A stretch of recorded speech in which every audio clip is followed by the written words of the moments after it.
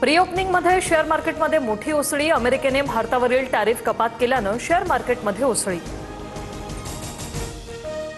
Dollar 1 रुपया 10 पैशांनी स्वस्त। भारत अमेरिका व्यापार कराराचा सकारात्मक परिणाम। डॉलरच्या तुलनेत रुपयाची किंमत 90 रुपये 30 पैसे।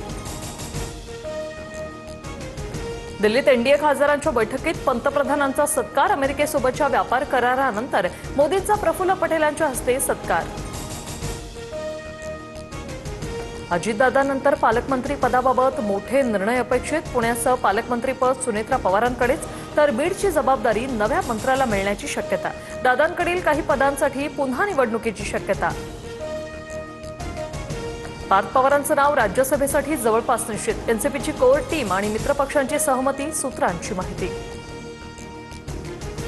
ठाणे केडीएमसी, उल्हासनगर, वसई विरार आणि मीरा भाईंदरच्या महापौर पदाची आज निवडणूक।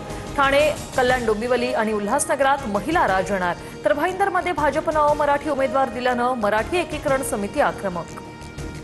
मुंबई स्वच्छतेसाठी कडक नियम लागू। सार्वजनिक ठिकाणी कचरा टाकल्यास 500 रुपये, थुंकल्यास 150चा दंड। बांगलादेशच्या माजी पंतप्रधान शेख हसीनांना 10 वर्षाचा तुरुंगवास। भूखंड घोटाळ्याप्रकरणी शेख हसीना दोषी।